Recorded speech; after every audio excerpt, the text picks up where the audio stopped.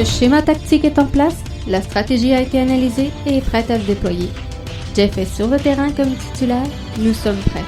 Bienvenue dans le podcast Bleu, Blanc, Noir.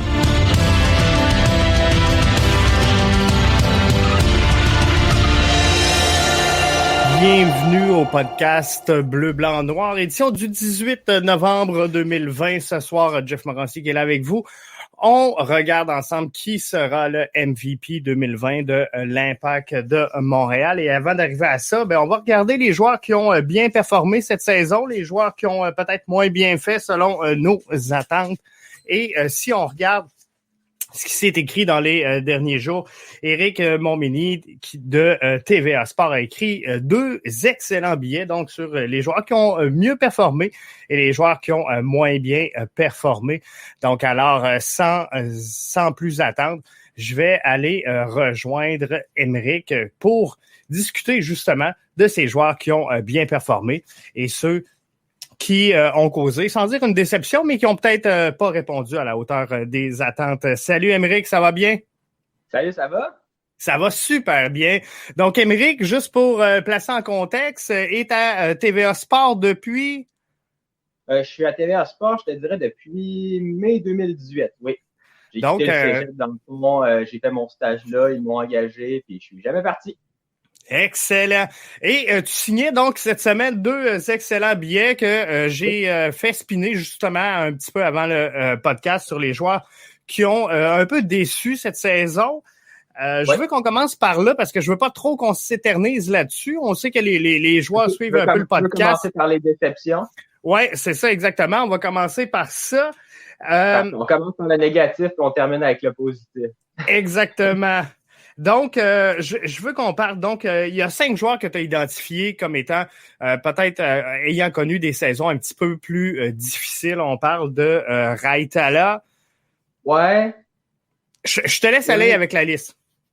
Ouais, j'ai terminé en fait avec Raitala. Dans le fond, je suis allé en ordre du plus évident à celui peut-être qui était pas nécessairement décevant, mais un peu plus invisible. Puis quand je dis déception, c'est pas nécessaire, ça veut pas nécessairement dire qui était forcément mauvais, puis que c'est juste qu'il n'a pas répondu aux attentes. Puis des fois, il y a des choses qui arrivent au cours d'une saison. Il y a mille et un facteurs, qu'un joueur ne peut pas contrôler, puis ça se termine forcément par une déception. C'est sûr que Raitala, on peut commencer par lui. Sa fracture du péroné en début de saison face à Saprissa. J'étais au match au Stade olympique, je sais pas si tu étais là. Oui. Il nous a montré par contre qu'il avait un cœur énorme, ce gars-là. Ce gars-là, il a un cœur énorme. Il s'est fracturé le péroné, là, puis il a quand même terminé la demi, là. Il est incroyable. C'est juste que je pense que cette blessure-là l'a affecté sur le reste de l'ensemble de la saison. On dirait que ça a affecté genre ses performances, sa confiance surtout, je dirais. Fait que, puis justement, on voit qu'il n'est pas nécessairement dans les plans futurs, puis même immédiats de Thierry Henry, d'Olivier Renard. Fait que moi, je pense pas qu'il va rester. Puis je trouvais ça aussi bizarre qu'on nomme capitaine, un peu comme tout le monde, qu'on nomme un défenseur de soutien capitaine. Genre Fred Laure l'appelait le couteau finlandais par référence au couteau suisse, parce qu'il pouvait dépanner un peu partout, puis c'était super, mais qui occupe un rôle de premier plan, c'est un peu difficile pour lui cette saison. En effet. Un autre qui, on avait peut-être un petit peu plus d'attente que ça, c'est Orgy qui nous avait offert la saison dernière quand même une excellente saison. Il avait été incroyable, Orgy, une belle découverte, une super surprise. Je serais pas surpris que l'Impact le garde l'an prochain. Moi, je pense qu'Orgy va rester. Puis il y a encore de beaux services à offrir à l'Impact de Montréal en 2021. Je pense qu'il fait partie du plan de transition aussi de l'Impact. C'est un super ailier. Puis même, il a réussi à marquer 8 buts en 2019 pour être le meilleur buteur, et c'est incroyable. Fait que je pense que ça a mal commencé. Il y a eu peut-être des choses, on sait pas, on n'est pas là, on sait pas ce qui se passe dans sa vie personnelle, on sait pas trop ce qui s'est passé non plus. Mais je suis convaincu qu'il va rebondir, ce gars-là. Quand il est bien utilisé, là, il y a une explosivité. C'est juste trouver le fond du filet, et puis il va rebâtir sa confiance, puis il va être capable de devenir la puissance dans un des deux couloirs qui a été auparavant. Un qui commence à brûler ses chances, Émeric, c'est Balou Tabla, qu'on a vu revenir à plusieurs reprises et malheureusement, semble pas être en mesure de s'imposer au sein de la titularisation chez l'Impact. On ne sait pas trop ce qui se passe du côté de Balou Tabla, pour être honnête. C'est vraiment un dossier qui est vraiment, excusez-moi le mot en anglais, touchy, je pourrais dire, parce que justement, on veut donner les chances à Balou Tabla d'exploser, de revenir. Mais on dirait que ces chances-là, ils n'arrivent pas à les saisir. Il est brûlé.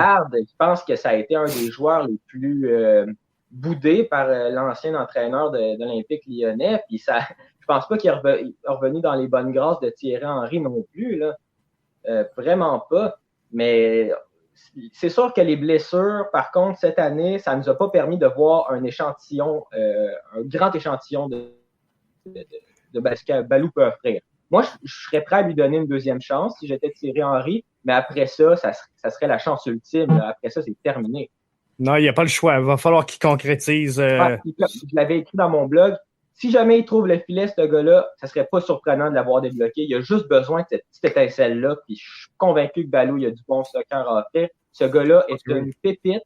Il a un talent incroyable. C'est juste qu'il n'arrive pas à l'exploiter. Est-ce que tu crois que dans son cas, un transfert vers une autre formation, un nouveau départ, un nouveau souffle pourrait faire du bien ou c'est vraiment là, il faut juste qu'il trouve le fond du filet puis il est reparti? C'est une bonne question que tu me poses là, Jeff. C'est vraiment une bonne question. Moi, je pense qu'il peut offrir du bon football ici. Ouais. Moi, je pense qu'il peut offrir du bon foot ici. Mais c'est sûr que si la direction ne le voit plus dans les plans, c'est sûr que du renouveau, c'est toujours bon pour un joueur. Ça. C'est sûr, ça pourrait y faire du bien. Maxi avait connu un bon début de saison avec 2 buts en 2 matchs et ça s'est tranquillisé assez rapidement dans son cas. En effet. J'étais là au premier match contre la Révolution de la Nouvelle-Angleterre au Stade olympique et il avait marqué, ma foi, un golasso, un super lob, là, magnifique but. Ouais. C'est là qu'on s'est dit, mon Dieu, Maxi, peut-être qu'il avait juste besoin d'un peu de match, genre tranquillement partir la machine et gagner sa confiance, développer une chimie avec des coéquipiers, un peu comme Alejandro Silva, dans le fond, quand il avait eu son arrivée. Ça avait été des débuts assez difficiles, mais après ça, il est devenu un ailier tout simplement remarquable, même il était dangereux offensivement parlant. Il avait marqué un super tir contre le Toronto FC en 2018, je me souviens bien. Mais c'est ça qu'on pensait que Maxi allait revenir en force. Puis en plus, il a même marqué 2 buts contre son ancienne équipe, le FC Dallas. Donc, mais encore une fois, il y a eu un creux de vague. C'est une saison en montagne russe pour Maxi parce qu'il est capable de connaître des super matchs. C'est juste que il est pas capable de finir. Il y a un manque de finition incroyable. Puis les fans de l'Impact attendent un numéro 9. Jeff, ça n'a aucun sens. On veut un numéro 9 à Montréal, comme Didier Drogba, qui est capable de marquer au moins plus de 10 buts par saison. Oui, facile. On n'a pas eu ça depuis Drogba, justement. Les gens sont tannés. Puis Maxi, malheureusement, ce ne sera pas ce numéro 9-là. C'est sûr que non, il y aura jamais cette contribution-là. Non, c'est son salaire aussi. Maxi, il offre de super services. Mettons, si tu es un attaquant, tu tiens. Mais il y a un salaire, puis il y a un contrat faramineux, là. Il coûte extrêmement cher. C'est ça. À la hauteur de ce qu'il vaut, rapport qualité-prix, on n'est pas à bonne place dans le cas de Maxi. Exactement. Un autre qui a connu une saison, je dirais pas en dents de scie, mais des performances un petit peu moins stables que ce qu'on s'attendait, c'est Rudy Camacho, qui est quand même un élément important au niveau de la relance, qui fait des belles passes vers l'avant, mais a connu quand même là une saison difficile. Ouais, je pense qu'il a été un peu pris en grippe par les partisans du 11 montréalais cette saison, puis on peut les comprendre, les partisans. Écoute, Rudy, ça avait super bien commencé sa saison. Il avait réussi à se tailler un poste sur le 11 partant, chose qui n'était pas nécessairement faite en 2019. Il avait quand même réussi à tasser Fanny pour être un peu le mentor à Louis Binks cette année. Donc, justement, il n'était pas nécessairement mauvais au début de saison. Il ferait quand même du bon football. C'est juste qu'il y a un manque de constance et en fin de saison, ça s'est vraiment compliqué. Crampe au cerveau, gestes individualistes, les cartons rouges. Ben, le carton rouge. Le carton rouge qui a fait mal. Dans son propre filet, ça n'a pas été tant pénalisant. Mais ça a vraiment mal commencé. On dirait que ça a joué dans sa tête. La passe en plein centre du terrain à la 89e minute qui a permis à José Altidore de marquer au Stade Saputo et même de narguer les fans. Moi, il s'est même pas excusé selon moi, je trouve ça un peu bizarre. Moi, justement, si tu veux renouer et vouloir vraiment rester avec le club, tu dois t'excuser après avoir commis des fautes de la sorte. Parce que mine de rien, il y a quand même il a disputé, selon moi, cette saison, son meilleur match dans l'uniforme de l'Impact de Montréal. Il avait même marqué le but de la victoire contre le Toronto FC. Puis on pensait justement que cette victoire-là, ça allait permettre à l'Impact d'accéder à la finale du championnat canadien. Et Romel Kyoto s'était excusé auprès des fans, justement, pour une bulle semblable. Oui. Fallait que Rudy embarque dans ce bateau-là, Jeff. Je pense. Fallait que Rudy s'excuse. Puis Kyoto, ça montre sa grande classe et ça montre sa volonté à vouloir rester avec l'Impact, au moins pour la prochaine saison. On va y aller avec les positifs maintenant. Donc, deuxième billet de ton blog. Cette fois-ci, tu as identifié 6 joueurs. Je les prendrai pas dans l'ordre nécessairement parce que je veux qu'on parte avec les nouveaux venus. Donc, Maciel et Sedic. Des belles découvertes quand même pour l'Impact de Montréal. Des belles découvertes, puis on va encore les découvrir, si je peux le dire ainsi, parce que Sedic, on l'a pas vraiment vu, il a juste profité de quelques blessures pour avoir des minutes de jeu. Déjà là, je trouve que c'est une surprise. On ne s'attendait vraiment pas à avoir un choix au repêchage, commencer même un match sur le 11 partant. C'est sûr que c'est tout le temps une belle surprise. Il y a eu Kroliki qui est du super draft, Chaume qui est du super draft. Mais on néglige un peu du côté de l'Impact de Montréal un peu le repêchage, puis c'est un peu compréhensible. Mais pour vrai, c'est vraiment une super surprise. Saïdé, je m'attendais pas à le voir apporter autant offensivement. Parce que le premier échantillon qu'on a eu quand il est embarqué sur le terrain, ça a été un peu chancelant, peut-être un peu de manque de confiance, mais là, quand il a pris ses aises, on voit qu'il peut apporter grandement, surtout, peut-être pas nécessairement sur le 11, mais sur le 18. Oui, c'est ça, exactement. Je pense qu'il y a une belle place pour l'instant dans le 18. On pourrait le voir dans le 11 vendredi avec l'absence de Piet et Wanyama. De voir en sorte que c'est probablement un des joueurs qui a une des plus belles frappes du pied gauche chez le Bleu Blanc Noir. Clairement. Maciel également, donc, bel ajout à cette formation-là. Encore une fois, peut-être sur le 18, mais un ajout important quand même. Maciel, peut-être. C'est un projet à long terme, je dirais ça. C'est quand même, on veut quand même lui donner de la visibilité. Mine de rien, c'est le joueur qu'on a eu de San Lorenzo contre Ignacio Piatti. Donc, il y avait un peu de pression sur Maciel à ce niveau-là. Mais ça avait vraiment bien commencé la saison pour Maciel. Des passes en profondeur, il crée des occasions, très actif dans le dernier tiers. Une super belle découverte. C'est un peu compliqué, surtout que les gens vont aussi retenir, je pense, le carton rouge qu'il y avait eu en fin de rencontre. Donc là, c'est un peu plus pardonnable que Rudy Camacho, tu me diras. Mais quand même, ce joueur-là va continuer de s'améliorer, puis je pense qu'il pourrait surprendre, même en 2021. Louis Bings, bonne nouvelle, qui devrait être de retour là, dans l'Impact, sans quoi ça aurait fait un trou quand même en charnière centrale. Donc, une saison de plus, je pense que ça ne sera pas une saison de trop. Mais malgré là, une fin de saison, peut-être un petit peu plus difficile, très belle saison dans l'ensemble là, pour Bings. Oui. Une belle découverte, super acquisition de l'Impact de Montréal. Un joueur de Tottenham qui vient jouer en MLS, c'est toujours intriguant. Puis il n'a pas déçu Louis Bings. Ça a probablement été le meilleur défenseur dans le camp montréalais, si tu veux mon avis. Oui, peut-être ça a été un peu difficile en fin de saison, mais il a quand même agi en véritable vétéran malgré son jeune âge. Puis on est vraiment content de l'avoir l'an prochain. Il va offrir de beaux services à l'Impact de Montréal. Il va vraiment aider la défensive. Selon moi, il va être le pilier défensif l'an prochain. Puis on espère qu'il va l'être aussi en 2022 parce que jouer en MLS sur le 11, c'est mieux que de réchauffer un banc en Serie A. C'est sûr, c'est définitif, ça, il y a aucun doute.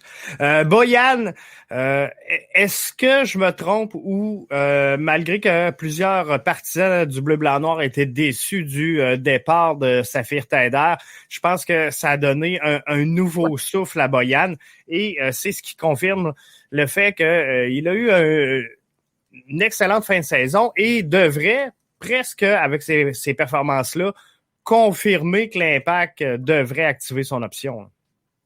c'est triste à dire, mais le départ de Saphir, qui a été qui a offert de super service à l'Impact de Montréal, son départ a été bénéfique pour Boyan. C'est vrai, on dirait qu'il y a plus de liberté en milieu de terrain, puis on dirait que justement, il peut agir en véritable maestro chez l'Impact de Montréal. Il peut faire ce qu'il veut maintenant, il peut distribuer le ballon à qui il veut. Fait que justement, là, il n'y a plus vraiment de chicane en milieu de terrain. Puis Boyan, je l'adore, il ose pas. Puis ses buts de loin ont été tout simplement magnifiques. Là, ça va probablement le but de l'année là, chez l'Impact de Montréal, en tout cas contre les Red Bulls. Donc, je pense qu'il a bien fini l'année puis il va bien la commencer en 2021. Fait que selon moi, on va le garder Boyan encore pour quelques saisons. Il restera à savoir là, si on en fait un joueur désigné ou si c'est sûr que son statut sera à mon avis, il faudrait peut-être pas tout de suite le mettre en joueur désigné. Ouais, je pense que la priorité de l'Impact de Montréal, ça va être d'aller chercher un joueur désigné, mais comme numéro 9. Je pense que oui. Zachary Brault-Guyard a connu, lui aussi, une excellente saison avec le bleu-blanc-noir. Pourrait-il devenir le joueur qui va fracasser le record du plus haut transfert de l'Impact? Parce qu'éventuellement, je suis obligé de dire qu'on va finir par le perdre. Là. Je vais être aucunement surpris s'il est vendu en 2021. Ça risque d'être le prochain transfert, la prochaine vente d'Olivier Renard. Ça va être ça. Ou ça va être quel club qui va faire son acquisition? Je sais pas, mais en tout cas, le club qui va mettre la main dessus, il met la main sur un jeune qui ne cesse de s'améliorer et qui a le cœur au ventre. Oui, les derniers matchs ont été difficiles, mais je serais pas surpris qu'il cache une blessure, Jeff. Il semble avoir perdu en explosivité et en vitesse. Là, c'est pas son genre. Donc, selon moi, je pense que le club attend la fin de la saison pour annoncer qu'il est blessé et qu'il va peut-être se faire opérer. J'espère qu'il va revenir en forme en 2021, mais il a su succéder à Bakary Sagna avec brio. Puis, je l'ai mis dans les surprises, mais en même temps, ça aurait été une surprise qui déçoive. Oui, exactement. Et donc, ça a super bien fait. Et le dernier joueur qui a retenu ton attention, on ne peut pas passer à côté. Il est arrivé en novembre 2019 contre Victor Cabrera et sera, je pense, le meilleur élément de l'Impact cette année, arrivé du Dynamo de Houston. Romel Kyoto, qui connaît sa meilleure saison, si je ne me trompe pas, MLS d'ailleurs. Oui, c'est sa meilleure saison. Il est sorti un peu de nulle part, Jeff. On l'attendait pas. Je le connaissais pas, Romel, pour être honnête, avant que l'Impact fasse son acquisition. Je suis pas vraiment activement ce qui se passe dans l'association de l'Ouest, surtout pas avec le Dynamo de Houston. Mais ce que je voyais, c'est que les partisans du Dynamo reprochaient son manque de sérieux. Il n'y avait pas assez de sérieux, puis son éthique de travail était vraiment pointée du doigt. Fait que je grinçais un peu des dents de le voir arriver, mais il a surpris. Il s'est donné corps et âme pour le club. Il joue pour le maillot et pas pour le nom derrière. Puis à chaque fois, il apporte de quoi offensivement. Ça a fait du bien cette année, Jeff, parce qu'il se passait pas grand-chose dans le dernier tiers. On essayait, mais on n'arrivait jamais à capitaliser, mais Romel trouvait la solution. Puis même si des fois, on ne trouvait pas le fond du filet, au moins, Romel provoquait quelque chose. Puis souvent, ça donnait quelque chose de beau. Donc, en effet. Vraiment, je pense que c'est le meilleure acquisition présentement de Olivier Renard. C'est même pas je pense que c'est même un euphémisme de dire que c'est un vol. c'est vraiment ça, et je pense qu'on a surpris tout le monde avec ça. Un peu d'argent et un peu le Romel Kyoto de l'an dernier. Ouais. Selon moi, c'est incroyable. Une superbe acquisition de l'Impact. Puis on espère qu'il va poursuivre là et le laisser en 2020. Prédiction en terminant, Émeric, avant que je te laisse aller, prédiction pour le match de vendredi. Tu vois ça comment? Est-ce que l'Impact a une chance de percer le Revs? On sait que les Revs, c'est un peu la bête noire. Oui, l'Impact a une chance. Montréal a toujours eu du succès contre la Nouvelle-Angleterre. Mais ça va être difficile parce que ils ont pas mal plus d'atouts en offensif que nous. La perte de Wanyama, on ne sait pas s'il va jouer vraiment. Piat, c'est certain que ça va faire mal. Son carton rouge a fait très mal en fin de rencontre. Est-ce que Sejdic et Maciel vont réussir à prendre le relais? Je ne sais pas. Il y a des canons à surveiller du côté de la Nouvelle-Angleterre. Bunbury, Gustavo Bao, de ce côté-là, c'est des machines que j'aimerais avoir à Montréal. Oh oui, ils ont quelques bons éléments, effectivement. Oui. Mais Montréal est tout sport confondu, sont capables de gagner contre les meilleurs, puis de causer tout le temps des surprises. Fait qu'on sait pas. Moi, je dis qu'ils peuvent gagner. Excellent. Ben, moi aussi, j'aimerais ça. Il mériterait. On aimerait tout ça. Excellent. Je te remercie, Émeric, d'avoir été avec nous. Les gens peuvent te suivre via TVA Sport. Oui, sur Twitter, sur TVA Sport, j'écris régulièrement. Je pose tous mes articles sur TVA Sport. Je suis vraiment juste actif à l'écrit. Puis n'hésitez pas à me donner des commentaires. Moi, je réponds à tout le monde. Puis si jamais vous me critiquez, je vais pas être triste. Je suis là pour m'améliorer. J'ai 22 ans. Excellent. Merci, Émeric. Ben, c'est moi qui te remercie. Bye bye. Bonne fin de soirée. Salut. C'était donc Émeric qui était là avec nous dans le podcast BBN du 18 novembre pour parler justement des éléments positifs de cette saison-là, des éléments un petit peu plus négatifs ou qui ont retenu votre attention également. Donc, qui sera le MVP 2020 de l'Impact de Montréal? Je vais prendre quelques petits commentaires que j'avais obtenus sur Twitter un petit peu plus tôt, donc dans la journée d'aujourd'hui. Overall, c'est Kyoto. Si on regarde la première moitié de la saison, c'est Binks. Deuxième moitié de saison, c'est Boyan, commentaire donc de Mathieu Brault via le réseau Twitter. J'en prends un autre rapidement, Kyoto sans aucun doute.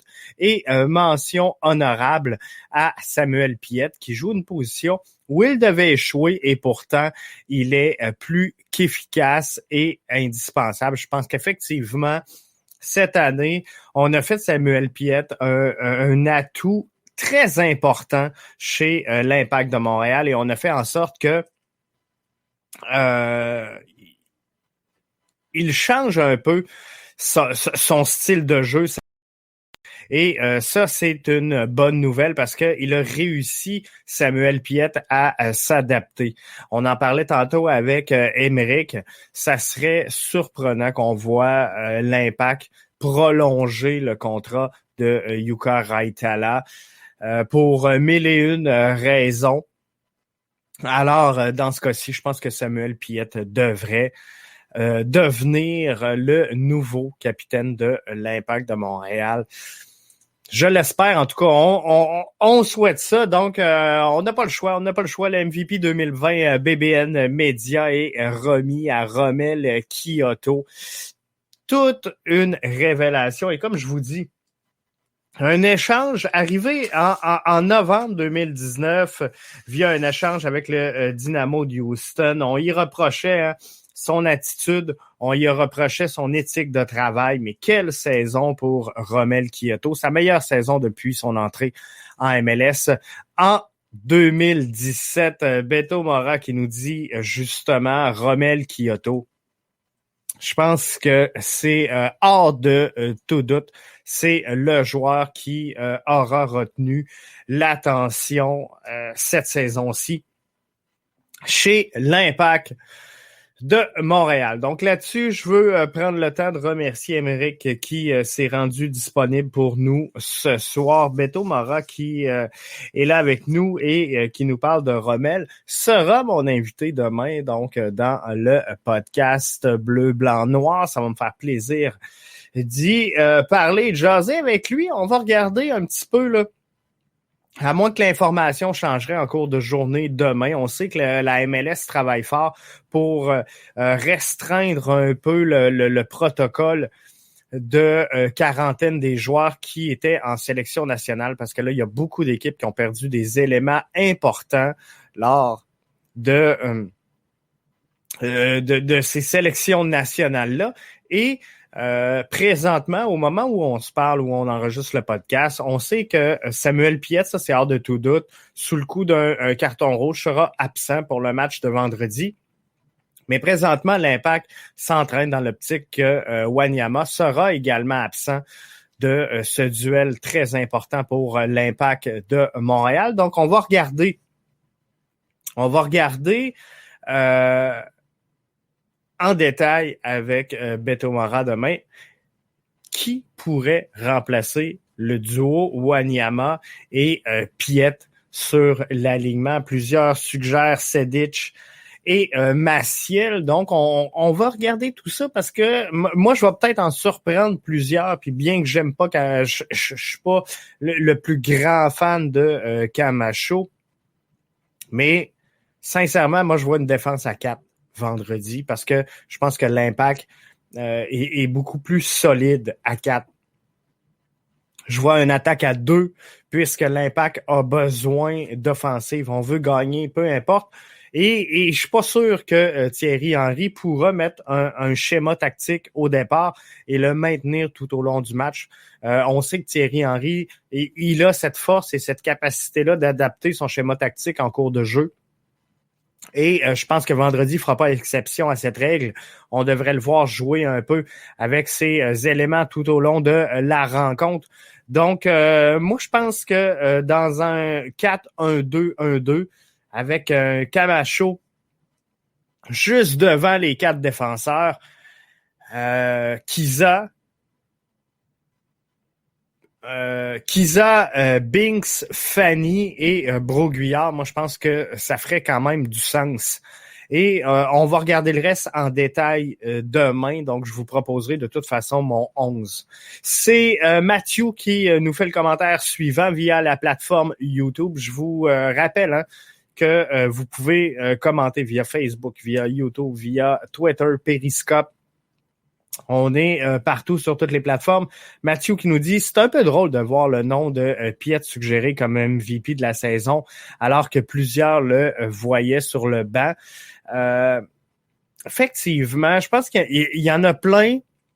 Moi, je suis pas sûr, Mathieu, qu'on voyait Piet sur le banc. Moi, je pense qu'on aurait aimé le voir vraiment reculer en 6 dans sa position naturelle. Donc, dans un 4-2-3-1, par exemple, où on utiliserait Samuel Piet en 6, alors qu'on l'a vu beaucoup plus, peut-être comme un 8 au cours de cette saison-ci.